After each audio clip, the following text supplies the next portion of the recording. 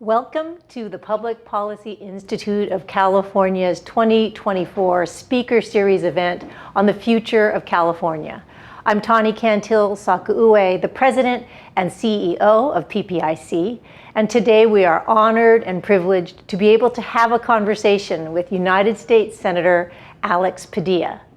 Before we begin, however, I'd like to thank the sponsors of this event for their underwriting support. Their support makes it possible for these events to be free and open to the public, and their organizations are listed on the screen before you. The series is also funded by our PPIC Donor Circle and the PPIC Corporate Circle.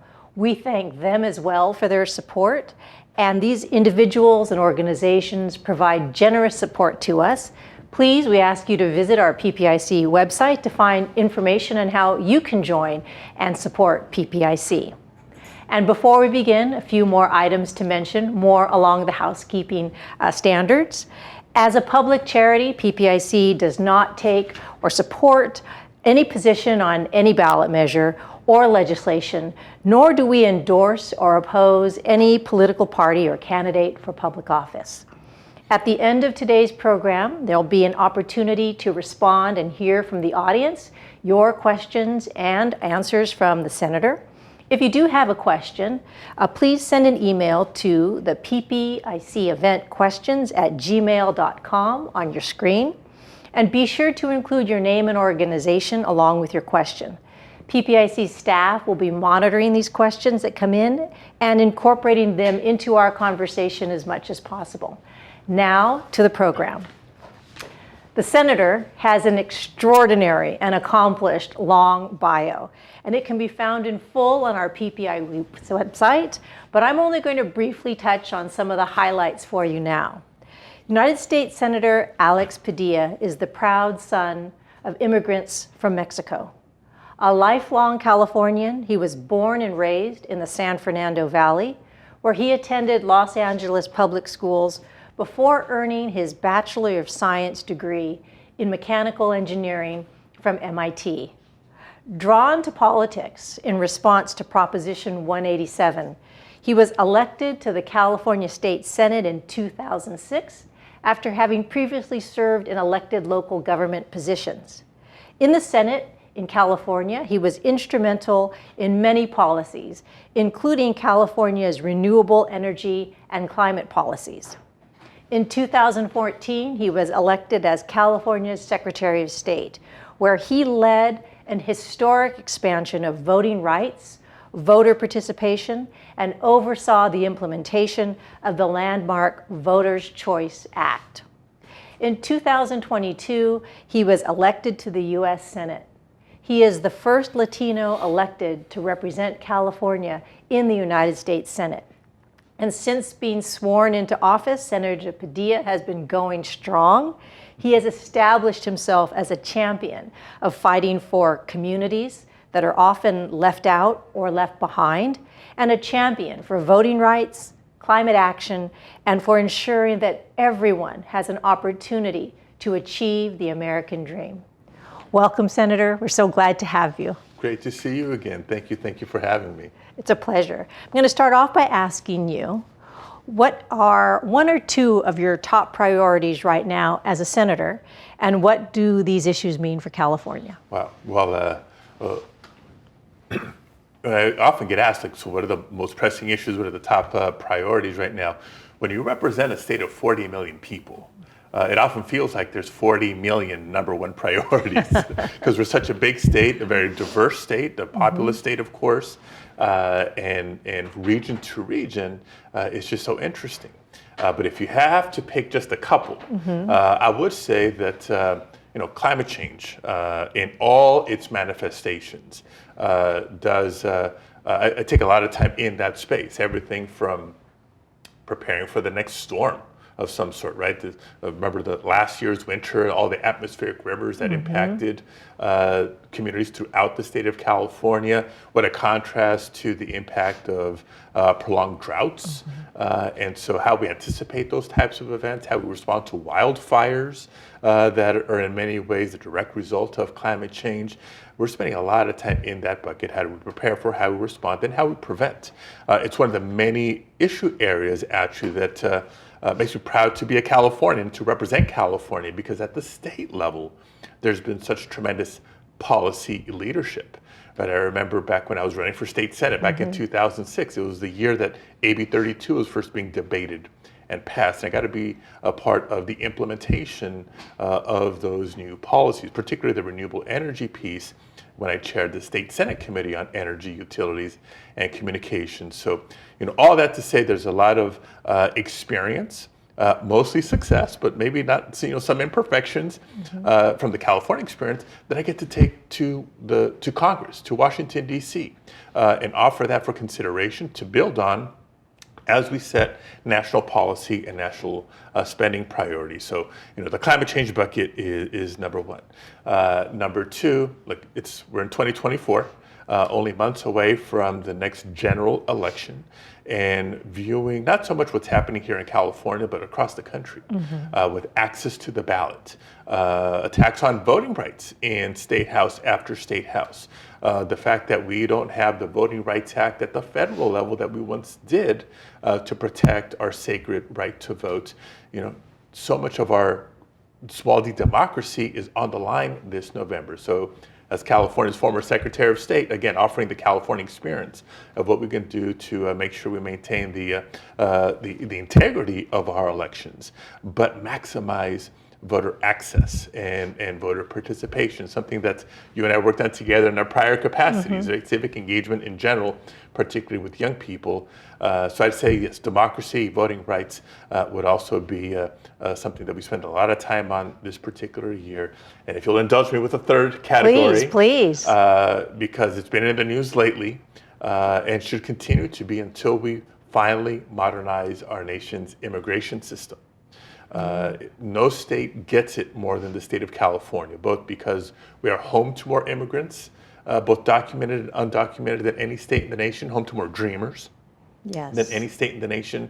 But we're also the largest economy, by far, of any state in the nation. And I share this with pride with my colleagues because not only does California value diversity and the role and contributions of immigrants, but we're better off for it when we take that right mentality and have policies that reflect embracing immigrants and their contributions in so many ways. But if we talk just about the economy, key members of the workforce, especially in the essential sectors, key entrepreneurs, right? Even Silicon Valley and big tech wouldn't be what it is without the contributions and entrepreneurism of immigrants and children of immigrants. And of course, as consumers, it's a tremendous consumer block. So still working with my colleagues, both sides of the aisle and the White House, yes, to try to make a more secure and humane border safety, put that plan in place, but really tackle immigration much more broadly because it's in the interest of our country.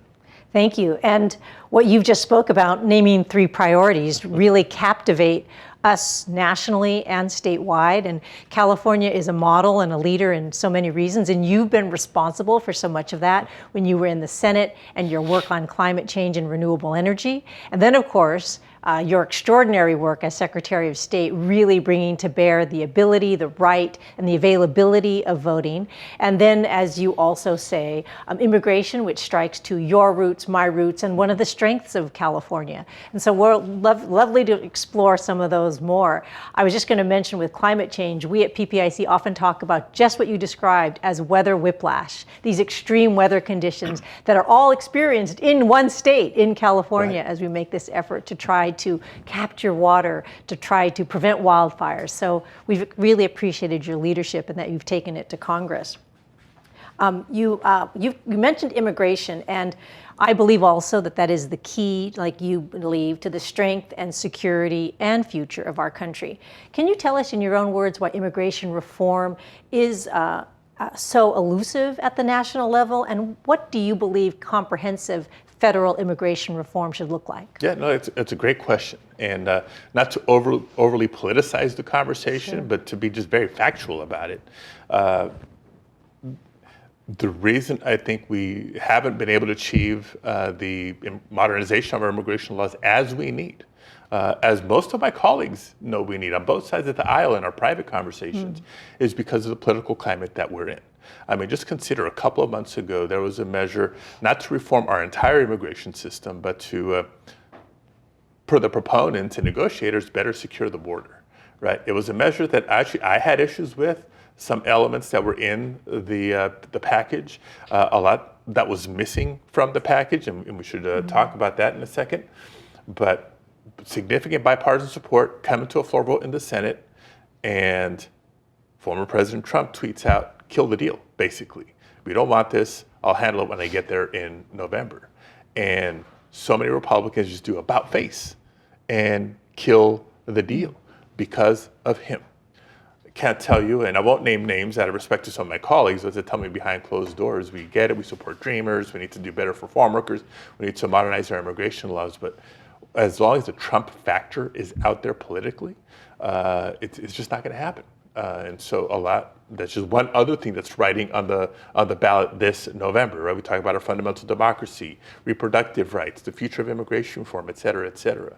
So I think as we talk about immigration, we've got to break it down to some components, because there's a lot of folks right now on the border and border security. And everybody agrees we need a secure, but a humane, orderly border. If the concern is there's so many people coming to the southern border of the United States seeking asylum, then we can talk about the asylum process. Are there improvements to be made there? The big frustration is the numbers of people seeking asylum are so big, it takes long to get your answer.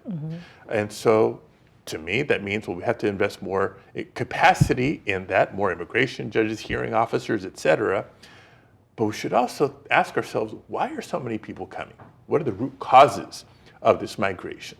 Another important point, while so many people may be coming through Mexico, they're not coming from Mexico.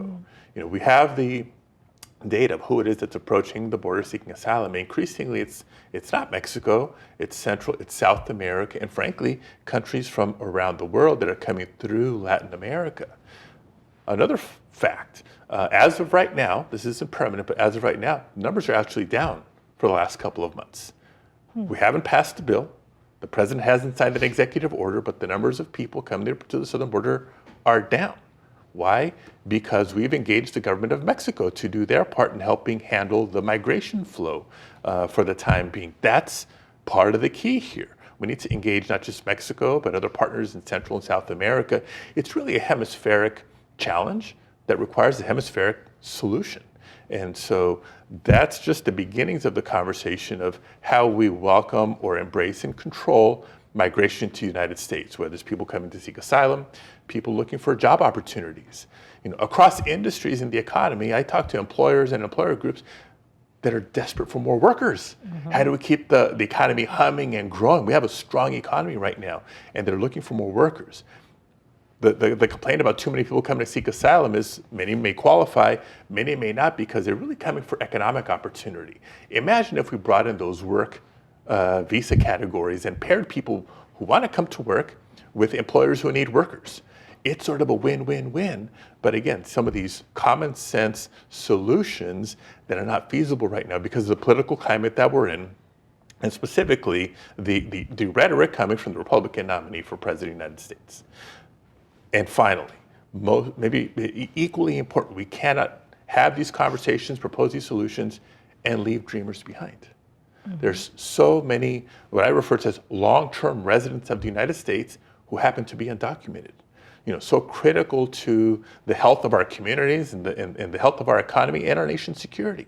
You know, during COVID, when President Trump was in office, his Department of Homeland Security designated workers in certain sectors as essential workers, right, during the pandemic. I think they were essential since long before the pandemic, but if that's what it took for that formal designation, workers in healthcare, transportation, agriculture, food processing, on and on and on. More than 5 million of those federal government deemed essential workers are not just immigrants, they were undocumented immigrants. So we rely on them, we designate them as essential, but we can't give them the dignity of living without fear of deportation. They deserve better, and we're better than that as a nation. And Tani, you haven't asked, but that's why the very first bill I introduced 3 years ago was my Citizenship for Essential Workers Act, to provide that pathway, not automatic citizenship, but at least a pathway. I have to say, I truly appreciate your knowledgeable and comprehensive response, and I believe it is exactly as you say. It's nuanced, and there are pieces that we can address now. And it's a shame the political climate is what it is, because as you have pointed out, undocumented workers here in California and nationally are an essential part of our workforce. But I think it also is beneficial to us here and listening that you have such comprehensive knowledge, and that you have a California approach and you see the value. And so I think that's already the right step to moving in the direction that we need to modernize the immigration system. Thank you for that answer. No, thank you. Thank you. I want to address another hot topic, and that is the situation in the Middle East is of tremendous concern across our state, our nation, and globally. And in your view, what are the most important actions that the Biden administration and our nation's allies can take at this moment? And also, how can the United States best support a long-term solution to the Israeli-Palestinian conflict? Yeah, look, there's so many layers and complexities to the scenario in the Middle East. There's short-term, there's mid-term, there's long-term. Short-term, we know that there's a humanitarian crisis in Gaza, no question about it. And I do applaud the president and his approach. While, yes, he's led with, we're standing with Israel, he's also tried to do his part to hold Israel accountable in terms of how they're going about their military actions, the need for more humanitarian assistance into Gaza, because while, yes, we should be working with Israel and others to go after Hamas, an international terrorist organization recognized internationally, there's millions of innocent civilians in Gaza who deserve better. So in the short term, it's how do we get more emergency food, medicines, et cetera, there. But knowing that the future is what we should all be working towards, right? What's it going to look like the day after the conflict is over and far off into the future? Because even Palestinians will be better off not living under the thumb of Hamas, an internationally recognized terrorist organization. So reminding us of, we have to be prepared for when that moment comes, and I hope it comes sooner rather than later. What's a governing structure going to be like? Because everybody in that region deserves to live in peace, with security, and hope and opportunity for a better future. But it's really hard to get that when there's so many hostages still being held. So there's a lot of talk about ceasefire, right? Ceasefire, which is, I'm supportive of that in concept as well, but let's understand that the realities of achieving a ceasefire requires all parties to agree to a ceasefire. If we can stop the violence, let humanitarian aid flow in, and bring hostages home. Remember, there's United States citizens still there as hostages as well. We have a stake in the game. There's a lot of pieces here, but I think President Biden has been great at reminding not just his Israeli counterparts, those of us in Congress, but the public in general, that the United States policy is still a two-state solution. That should be the North Star that guides a lot of these conversations, and it's going to require not just Israeli government officials, who are the representatives of the Palestinian people? Is it the Palestinian Authority? That's more of a West Bank governing structure, and that has a lot of questions and concerns there too. Hamas was running Gaza, right? So are we dealing with a terrorist organization as a governing body? I don't think so. I think a general consensus is no for the future. And it's not going to happen without the involvement, some role to play for other Arab nations in the region. So a lot of diplomacy going on. You see how many times Secretary of State Blinken has visited in Israel and other countries in the region, the longstanding relationships between Egypt and Jordan and others, a pending new relationship maybe with Saudi Arabia that raises its own questions, just to give us a flavor of how complex this whole topic is. But I think short term, everybody's in agreement. If there's a way to achieve a ceasefire, get the humanitarian aid in, and keep working towards that two-state solution, those are the North Stars. Thank you for that answer as well. There are so many areas of focus, and all are imminent in terms of how you described it, including aid, including the negotiations for a true ceasefire, and including keeping an eye on the future, because there will be a tomorrow, and there has to be preparation for that tomorrow, and the people, and also coming back and the healing that will have to happen. Right. So we know you have your finger on the pulse in Congress. We know that this comes across your desk on a daily basis as the events change. We appreciate your attention and how you think about this. Absolutely. I was going to switch now to a little bit more California-centric on some of the issues. And so Californians, through our surveys, have identified that homelessness and housing costs are two of the biggest issues facing California. What do you think it will take for California to make more progress on addressing homelessness? And what part should the federal government play, if any? Yeah. So, again, recounting my public service career, I've been a city official once upon a time. I played a role in approving housing developments, affordable housing projects at times. I've been in the state legislature, working with, the pro tem for the most of my time when I was in the state Senate was Darrell Steinberg, right? He's been one of the leaders on mental health and homelessness issues for many, many years. And now I get to try to think about it and try to address it as a U.S. Senator. So it's an issue I'm not unfamiliar with. Not only have I seen it for many years, I've seen how it's evolved. I mean, in Los Angeles, just for one small example, once upon a time there was a kind of recognized Skid Row area near downtown, and that's kind of where the homeless were. You go to today and you see tents almost in every section of the city. Freeway overpasses, maybe public parks, or just on sidewalks. And it's not just Los Angeles, not just San Francisco.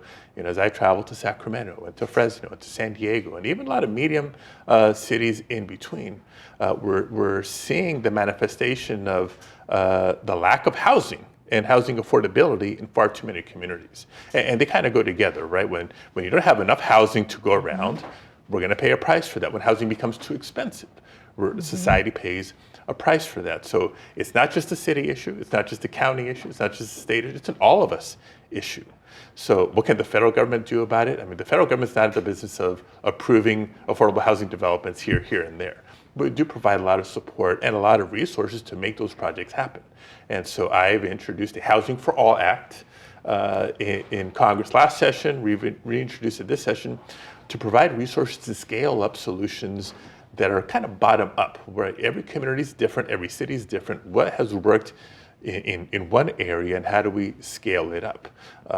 During the COVID crisis, we know the state took leadership in Project Roomkey, for example, one of many initiatives. Well, if that proved successful in that time under that circumstance, had we add more resources and partner with state and local governments to provide more shelters. So for working families, it's housing affordability. Got to build more. The simple economic laws of supply and demand should help manage the cost of housing. When the median price single family home previously occupied is over $900,000 in California, that's not affordable for working families. So that's a big issue that we have to address, separate and apart from how we tackle the number of people who are experiencing homelessness. Approximately 180,000 people throughout California on any given night. That's unacceptable. And having worked in that space before, we know that roofs over the head is not in and of itself the solution to getting people out of their homelessness circumstances. What other needs do they have? What caused them to become homeless? Do they need education support? Do they need healthcare support? Do they need mental health care support? Do they need job retraining support? It's sort of wraparound concept that will sustainably get people off the streets into transitional housing initially, longer term housing later, that once again, California's been a pioneer in that sort of thinking, that sort of approach. A little bit more complex. Government programs aren't necessarily structured for that, and maybe more costly, but that's how we're sustainably going to be able to address the issue of so many people experiencing homelessness. It's that kind of thinking that led me to partner with Senator Markey from Massachusetts to introduce legislation to say, hey, federal government, what if the Department of Housing and Urban Development partner with the Department of Education or the Department of Health and Human Services to collaborate our programs and federal resources to address these issues with state and local partners. I think that your last mention about collaboration really makes all the sense, and given your experience at the local, state, and national level, you've seen it work. We recently did an audit in California, I think the LAO, who found that Project Home Key and Project Room Key, which was a collaboration, had success. And so when you talk about the many factors that affect the unhoused, as well as the cost of housing, it will be a joint effort, and we're happy to have you in Congress have the California experience to know what success can look like for this seemingly intractable problem. Now, per our survey again, 6 in 10 Californians say the American dream is harder to achieve here in California than anywhere else in the U.S. So why do you think this is, and are there any federal or state policies that can be addressed to make this more attainable? Yeah. Good data point. Did by any chance in this survey we define what the American dream is? Because I think most of us kind of know what it is, but I don't know if we have an agreed upon set definition. For me, it's, I think of my parents and why they came to the United States and California specifically in search of a better life. For 40 years, as you recall, because you met my father at my swearing and to my second term as Secretary of State, he worked for 40 years as a short order cook. And for the same 40 years, my mom used to clean houses. And it wasn't necessarily for them to become, wealthy and wildly successful. It was they were seeking opportunity for the next generation. Right. And my sister, my brother, and I were blessed to be able to graduate from public schools, go on to college, earn our degrees, and have successful careers. I think that's kind of the American dream. We want the next generation to have it better than we did, and we're willing to work hard for that. But whether it's achieving home ownership, going on to higher education, or other ways to measure a better quality of life, first of all, the American dream is still alive. It's still alive and well. Is it harder than it has been for previous generations? Probably, for all the policy issues that we're discussing. How do you afford a home on average wages today? Very, very hard, very, very different. So how do we have both the policies that can uplift workers to earn more livable wages while better tackling the cost of housing and housing supply? College admissions and access, right? We have been the pride of the nation, if not the world, through our public university system in California. But growing capacity hasn't kept up with a growing population. And so we need to tackle that as well, access and affordability, and also just recognizing how our economy is fundamentally changing. A lot of people are increasingly asking, so what is the value of a college education? Or are there other ways to enter the workforce and be very successful with that, the traditional, 4-year degree or master's degree? There's different ways to go about it. So we have to recognize our economy is changing, not just because of technology, but especially because of technology, and sort of reorient job training and education programs around that. What you also put your finger on the pulse, you know us so well in the sense, PPIC just launched an economic policy center for the exact reasons you say. We are in a different economic state than we were necessarily prior to COVID. And as you pointed out, we're seeing people question the value of a college degree. And we have a higher education center at PPIC that studies this and gets the data and points out that we are leaving some folks behind, and really a 4-year college degree is one of the single greatest prevention of downfall and downturn in a Great Depression or a recession. So that accessibility, as you point out, is something that is truly at the heart of what PPIC does and all the work that you do and even did in the Senate. So we appreciate that. And they go hand in hand, right? You mentioned the 4-year degree, how resilient it makes you to tough economic times, just like with housing, right? Home ownership has been the best tool to generate multi-generational wealth for families over the years. So when home ownership is restricted or limited, there's that equity challenge that it presents as well. Absolutely true. Excellent point. We at PPIC also study how rent is on the rise, and rising rents also cause inequities in terms of being able to save for a home or being able to have other access with disposable income because rent's increasing in California as well, which goes back to what you talked about, which was the lack of affordable housing, a lack of housing supply as well. To the civics question that you referenced, most Californians believe that the U.S. democracy is functioning worse than it was 5 years ago. What can you and other leaders at the national level do to help restore faith in our system of democracy? Oh, that's a big challenge. But actually, I'm hopeful, and there's some positive signs. I used to get this question even when I was Secretary of State. If you just go by the tone of the news on cable networks these days, it's easy to get a little demoralized, a little depressed about the fate of our democracy and what's going on. But if you look at it a different way, when I was Secretary of State, we used to say, wait a minute, if people were so disillusioned, why are we seeing record voter registration? Why are we seeing record voter turnout? Not just in 16, which was a pivotal year, but in 18, 2 years after that, in 2020, 2 years after that.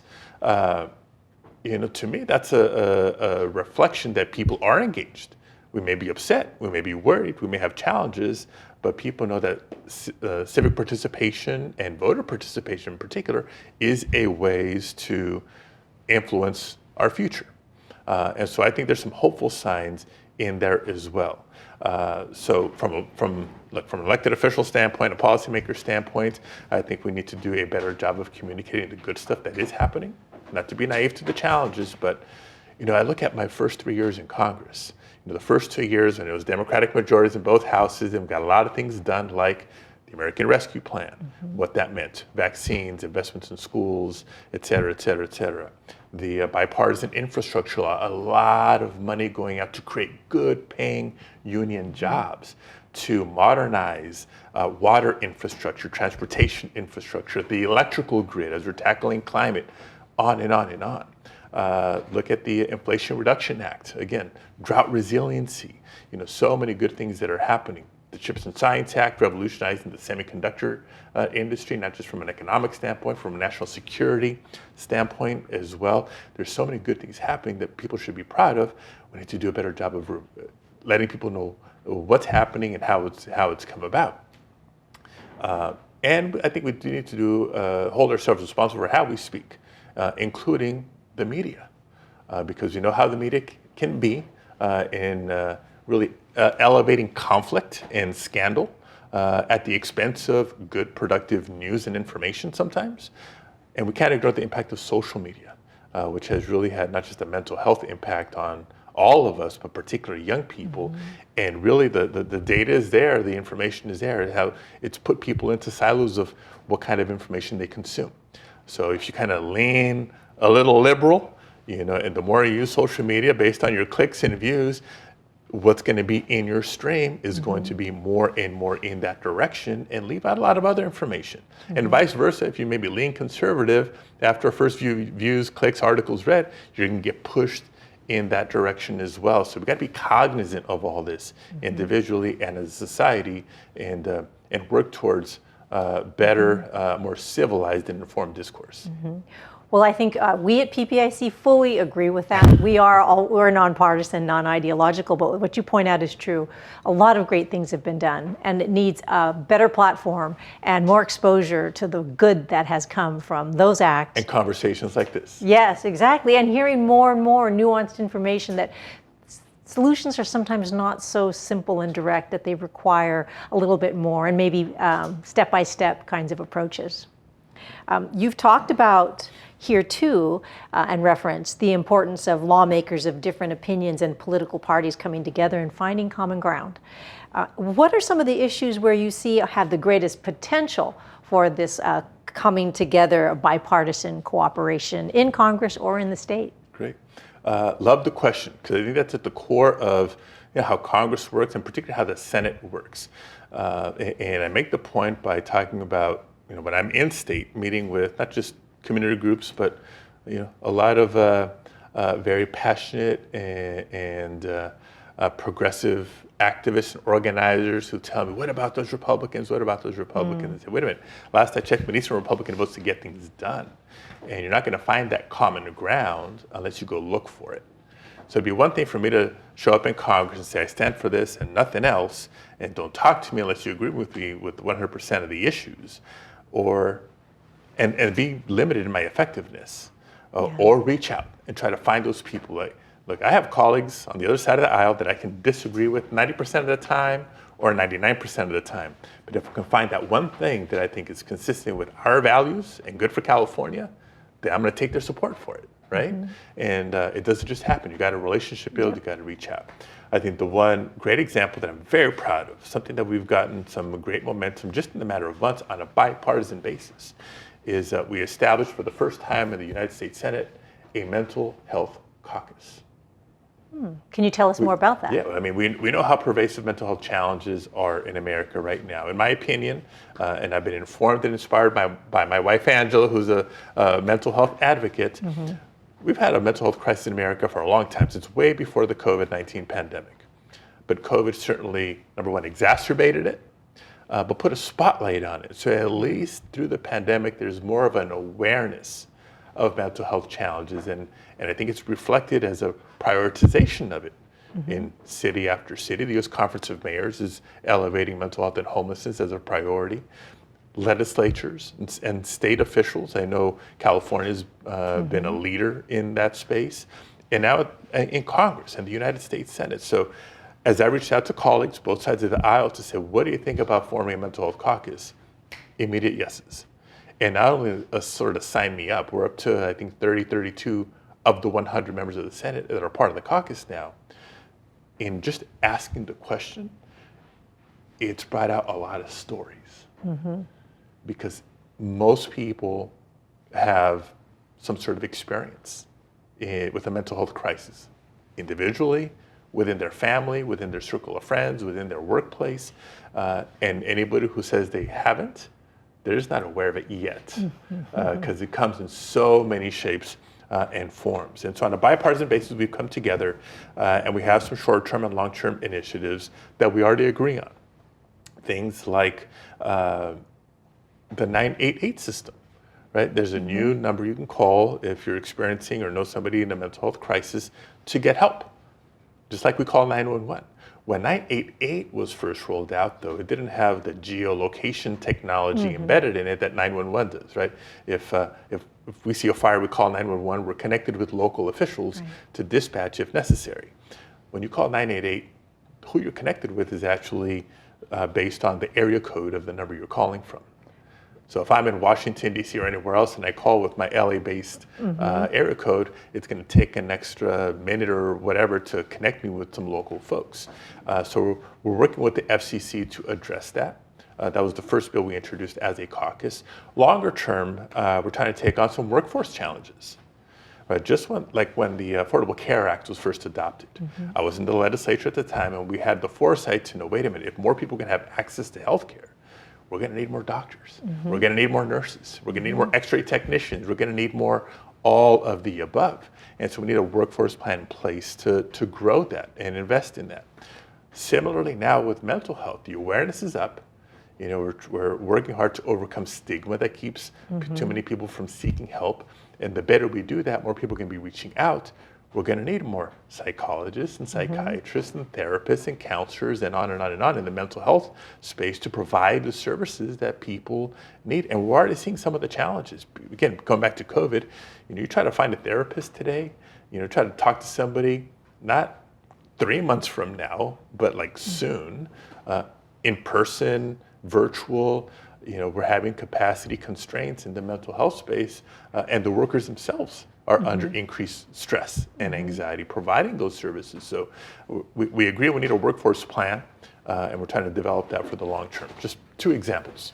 That's really helpful to know, because mental health has become such an issue. And as you know, too, in your comments, we've also begun to focus on youth mental health. And just as you pointed out with social media, we're seeing more and more and the need to be there early and to remove the stigma, so we're able to be there early and to be helpful. Yeah. Now, I'll pitch one other idea that hasn't gotten the bipartisan support yet, but I know it's important that we're leading an individual bill on it. And that's just to make sure that as we're putting these plans and strategies together for mental health going forward, in recognition of how diverse California is, we need to consider cultural and linguistic competency in the mental health workforce. We know how important it is for our physical health to be able to see a doctor who gets us, who understands us, can ask some insightful questions as part of improving treatment, right? Same thing in mental health. Convincing my Republican colleagues about the value of diversity and inclusion is sometimes challenging, but those ideas will press forward. That's absolutely true, because trust needs to be established, and so you do need a cultural lens. And at least as we know, there's an aging, booming generation. The boomers are leaving, and they're more diverse than ever as they retire and have various health concerns. So we're glad again that the California representation is in Congress, especially as it pertains to mental health. You previously alluded to the Inflation Reduction Act. And it's been 2 years since it became law. It included significant investments in clean energy and other efforts to address climate change, one of your areas of expertise. How would you assess the implementation of it so far? And what do you see as the main challenges and the best strategies for meeting the challenges with the Inflation Reduction Act? Okay, great. Love the question, because I love these challenges, right? Particularly when we're talking about climate and infrastructure to address it. Another example of building off of the experience and knowledge I gained as a state legislator. So in the Inflation Reduction Act, one example, a lot of funding out there for renewable energy projects, right? A lot of solar that people are familiar with, a lot of wind that people are familiar with, new technologies as well, like really scaling up hydrogen technologies as alternative and cleaner fuels. But one of the very basic questions is, well, as our population is growing, our economy is growing, we're going to need more energy. We want it to be clean energy. So we know which geographic areas we have a great wind resource, perfect for wind farms that generate electricity. We know areas where our solar resource is very rich, great for solar energy production. But where the natural resource is not always where the population is that needs the energy. So how do we transmit it? How do we deliver the energy from where we can produce it cleanly to where we need it? And so here's, I'm not pointing this out as a naysayer. I'm pointing it out as like, let's embrace this challenge, because we have to solve it. We have to address it for the sake of our future. Transmission infrastructure plus local distribution infrastructure. It is so hard to build transmission in California and throughout the country. A lot of these projects cross state lines. You're dealing with federal and multiple state governments for approvals, for planning, environmental reviews, et cetera. And so how we tackle that, we need to be mindful and deliberate. And I'll end, because I know we're on a clock here. Reconductoring, it's the wave of the future. The technology now exists to take existing transmission infrastructure and nearly double its capacity without building out new power lines, without having to purchase land and approve easements and all those sorts of things. If we can invest a modest sum and double our capacity of our existing transmission lines, that will help us achieve our very ambitious goals in the very near future. Well, I feel comforted knowing that an MIT grad has this under control about the challenges. I mean, seriously, they're complicated and they require a lot of intricate thought. So really, we appreciate that.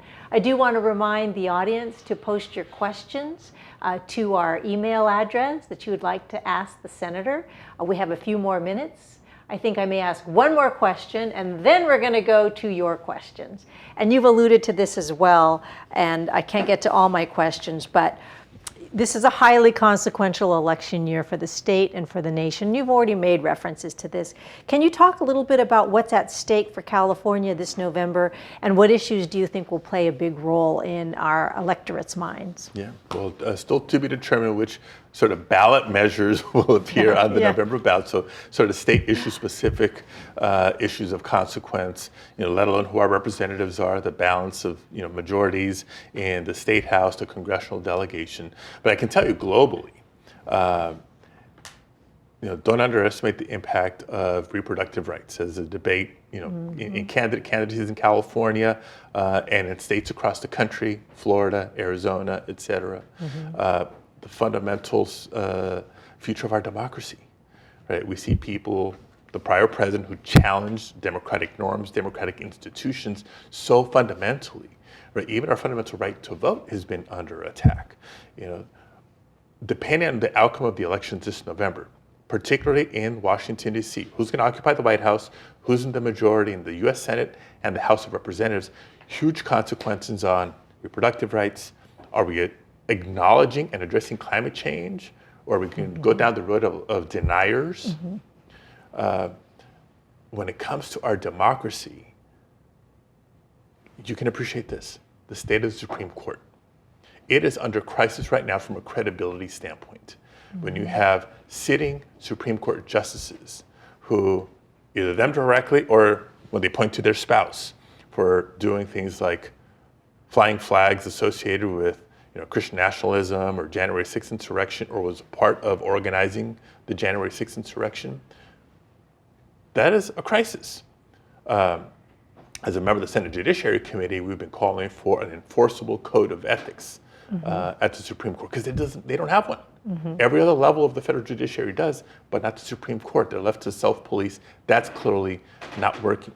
But ultimately, the decisions made by the Supreme Court are so consequential for all of us. But who gets nominated, who gets confirmed to the Supreme Court, depends on the outcome of our elections. Don't forget to register. Don't forget to vote. Yes, and I'll only point out all those issues come to the Supreme Court, and those are the decisions therefrom have been the hot button issues for elections. Q&A, so these are questions from the audience. Thank you, Sal. So this is an audience question. Yes. It's always nice to hear from the senator, and we miss him in Sacramento, one of your fans, like all of us. Given your reference to climate change as one of your top priorities, what will or can the federal government do to reform and address the permitting process for new projects, wind, hydrogen, solar, et cetera, which are so very critical to moving forward the energy transition options to address climate change? Well, I can tell you some of my colleagues have asked me, and specifically members of both the Environment and Public Works Committee that I sit on, and the Energy and Natural Resources Committee that I sit on, it's two great levers, have asked me how California's gone about this, sort of not CEQA exemptions, but maybe some streamlining of the timeline of the process. We need to make sure we're doing proper environmental reviews. We need to make sure we have responsible mitigation plans. And yes, the right to litigate if you want to contest, but this can't take years and years and years. We need closure and determinations on a more timely basis to keep projects moving forward, because climate change isn't waiting. Yeah. So we're studying, we're trying to do sort of the lessons learned from that. But from a technology standpoint, I gave you one example already with this new sort of reconductoring technology that's now proven, and we know we can scale it up. There's a technology answer for meeting our climate goals and objectives on a more near-term basis than initially thought. So it's not one, it's not the other. We got to think holistically. The one other thing I'll plug, because we haven't talked about water as much. Yes, right. And I mentioned this in this context because the movement of water from where we get it to where we need it requires a lot of energy. So in and of itself, it becomes a source of significant amount of emissions unless there's better ways to do it. So the water infrastructure funding that's rolling out is not just for more dams and reservoirs, it's for things like groundwater recharge, capacity of reservoirs, so that when we get a lot of rain, we can hold on to it for the drier times. I just came from an event earlier in the week announcing significant funding for California water recycling initiatives, right? How do we, just like we can recycle glass and maybe aluminum cans, we can actually recycle water with the proper treatment and blending, those sorts of things, and get more out of the limited water resource that we do have in a way that's much more cost effective than desalination, for example. Right. So water, infrastructure, quality, right, clean water, and affordability. I have a bill that would sort of mirror the assistance programs for energy for low-income households, because nobody should have to freeze in the winter just because you're low income. We want to do a permanent low-income water assistance program, because no family, regardless of how poor you are, should have to go without water for drinking and for sanitation. Well, you're singing to our Water Policy Center that studies many of those issues, and really, like in this space, are really testify quite often, are dominant. And if you think about maybe aligning CEQA and NEPA in some way, that might also be helpful in the permitting process. The audience question, this is kind of a fun one too. You recently announced major federal infrastructure funding for the Los Angeles region ahead of the 2028 Olympics. Why is hosting the 2028 Olympics important for LA and for California?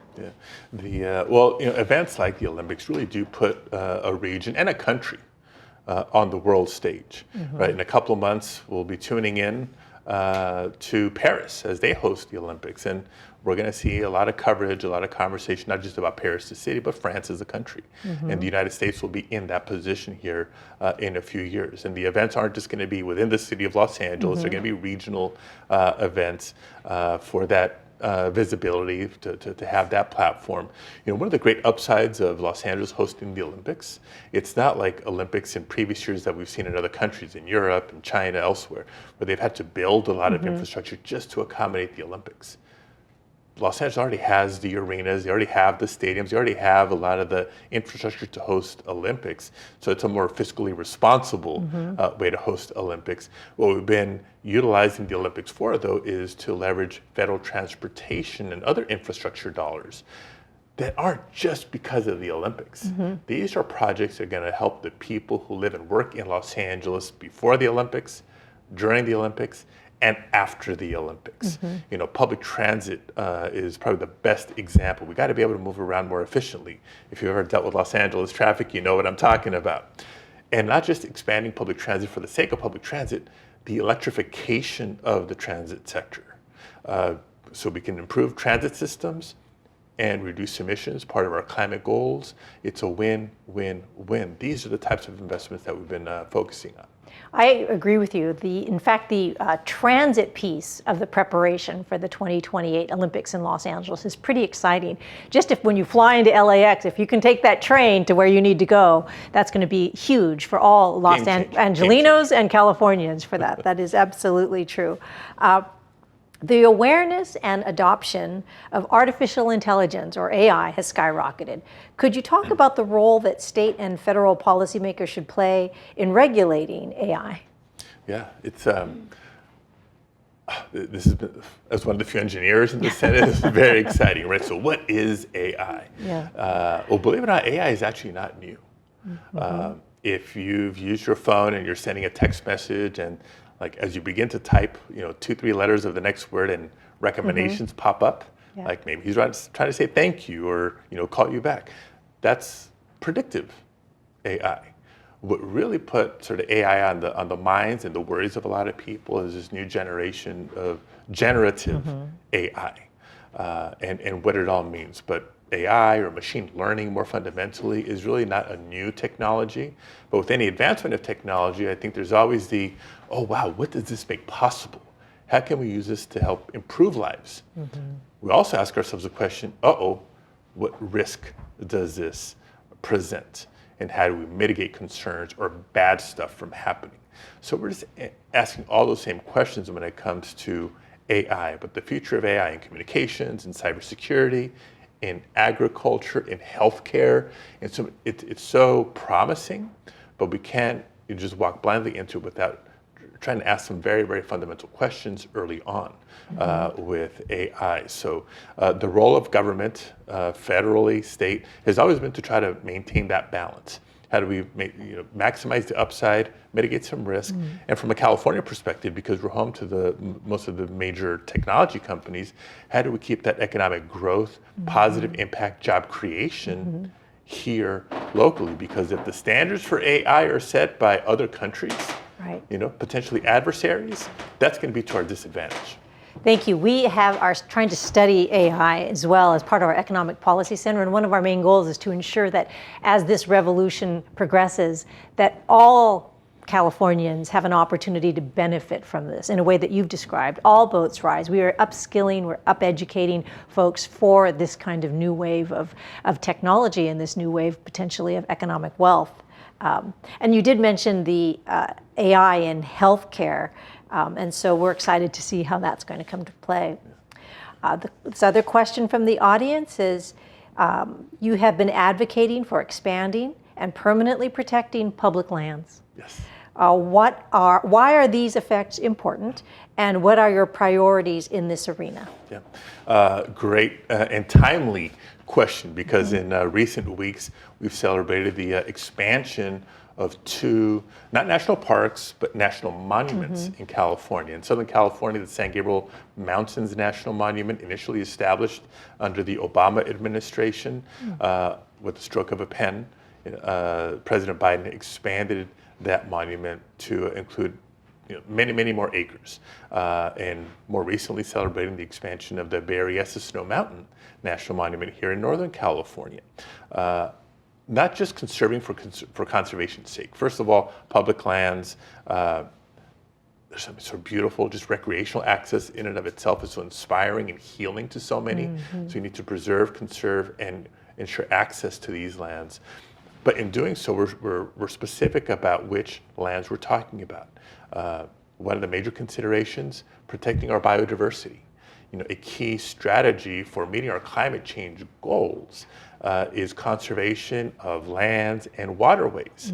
So President Biden has established a 30% goal, 30% of our lands and waterways to be conserved or protected by 2030. We have a comparable goal here at the state level under Governor Newsom, 30% of our land. So these 2 national monument expansions are part of that. The Berryessa Snow Mountain designation in particular brings another feature. First of all, sacred sites for some of the historic tribes in the area was part of the consideration of the lands that are now being protected. And going one step further, tribal leadership in that area, right? It just was celebrated with the leadership of Yochidehi Winton Nation. Their tribal leaders will now be partners in the stewardship of those lands going forward. So we have our federal government through the Bureau of Land Management now partnering with federally recognized tribes who have that historic and cultural understanding of those lands that will now be considered in the management going forward. So a lot of excitement here, and other proposals to come, hopefully very soon, for national park expansions, more national monuments in California. It's another fun part of the job. It is. It sounds like it, and it's exciting because, too, we also look at tribes' connection, livelihood, ancestral connections to water and to the fish in the water. And also, we recently did a report on the importance of preserving freshwater biodiversity and exactly what you're talking about, protecting water, protecting areas for species. This is an audience question, and I think we have a few minutes left. Could you talk about your decision to vote against the bipartisan border bill last week?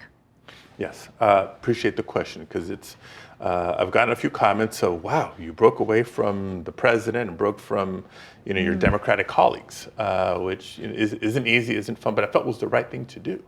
In the border proposal that was before us, and it was before us a few months ago, right? This was a package negotiated by Democratic Senator Chris Murphy from Connecticut, Independent Senator Kristen Sinema from Arizona, and Republican Senator James Lankford from Oklahoma.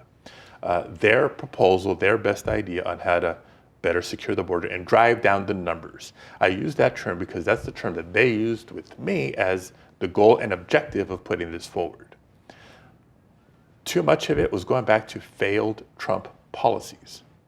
Right, when he tried to utilize the COVID pandemic and this Title 42 to literally shut down the border. He thinks it might have worked. It actually drove up irregular migration, what some people call illegal immigration, people coming in non-lawful ways. See, behind closed doors, most of my colleagues agree, both Democrats and Republicans, one of the biggest pressure points that leads towards unlawful migration is it's so hard to come or to make your case to come legally. So the harder we make it, whether it's building a higher wall or raising the standard to qualify for amnesty, is only going to push people to try to come other ways because we're not addressing the root causes that we talked about earlier. That was lacking, and that was, I think, a failed element of the proposal. I can address others, but I think more concerning to me was it not in the proposal. This is the first time that I can recall that Democrats almost unified behind anything related to border, anything related to immigration, without fighting for protections for dreamers or farm workers or other long-term undocumented members of our community in the country. This cannot be the new starting point. This can't be the Democratic platform now. This can't be the starting point for the next round of negotiations when it comes to a border or immigration.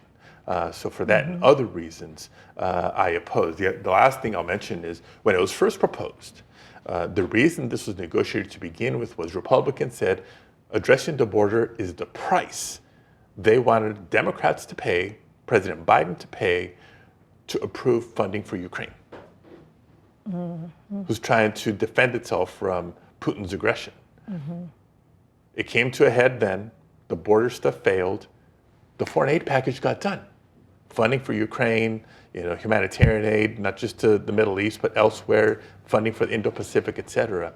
And so if that got done, then what's the point of this concession or compromise now? Because there's a more thoughtful way to approach it. We have to look at root causes. We have to engage our partners throughout the hemisphere, and we can't leave dreamers and others who have been in the United States for years, if not decades. We can't leave them behind. Thank you for that answer. It shows your comprehensive understanding of the starting point that we need to begin with, rather than starting and forgetting people who've long lived here and have been long contributors to our economy and our nation. And I know that I can say that California is proud to have you as a senator with your expansive knowledge, understanding, your nuanced approach, your energy, and clearly your comprehensive knowledge and thoroughness of the issues. If we could give you some energy, we would. You don't need it. But I would like to give you the last minute to conclude, but we're so grateful to have had this time with you today, Senator. Well, thank you so much for the time and the opportunity to be back with PPIC and all the followers who are watching. We covered a lot of ground today. I can just say 3.5 years in, proud to serve as your United States Senator. I hope you get the sense that I take the responsibility and the opportunity seriously, and I give it my all each and every day. And I've just been blessed. My time on the City Council in Los Angeles, all that experience, all that knowledge, all the relationships I built there, my time in the State Senate, my time as Secretary of State. So calling upon both the policy experience, the leadership that California as a whole has demonstrated, and a lot of the current and former leaders that I stay in touch with. I'm not in this fight alone. I'm here on behalf of the 40 million Californians, but working with leaders elected and otherwise to inform those decisions, to inform that debate, to inform the discussion in the United States Senate. And yes, if a proud son of immigrants from Mexico who scrapped his way through public schools in Los Angeles and earned that mechanical engineering degree has an important opportunity to offer a voice like ours into every decision made in the Senate and in Congress. And that's, again, my opportunity and my responsibility, and I'm honored. Thank you, sir.